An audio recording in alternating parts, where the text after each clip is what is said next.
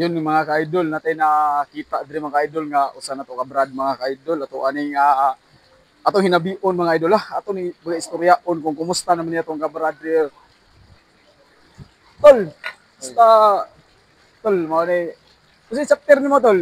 Tol, STQ tol, strong Priscillian ug Qatar chapter tol. Ay, ayun sa lot tol, sa lot tol, sa lot. Salot. Ayun. Anara, Kumusta man ang Qatar tol?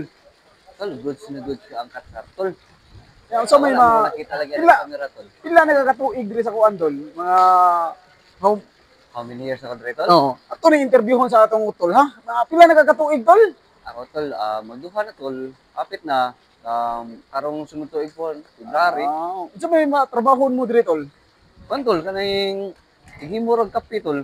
Hmm. Oh, tigim mo kape sa mga customer tol. Ano ra? Murag, barista tol. Unsa may masultin mo tol sa kalahian tol nga magtrabaho ka sa Pilipinas ug diri sa Qatar tol? Unsa may masultin mo nga advantage ug disadvantage para nimo tol isip usa ka OFW nga naa diri sa Qatar? Ito lang, nakanindot lang sa OFW ka tol. Fix imong sweldo.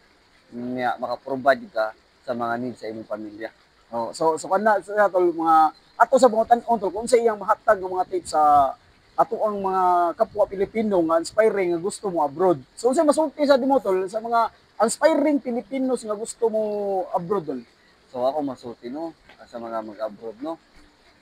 Tibay ng loob.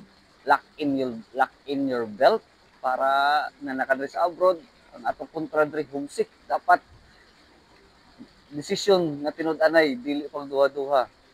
Maora na siya kay kabot nimo diri imorang kaugalingon ang imong kasangga. Ayun, kato mga guys ha, sakto ito yung gingon. O, salot. Salot, tol.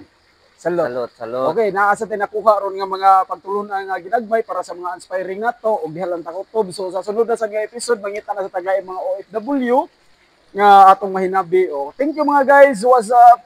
Okay.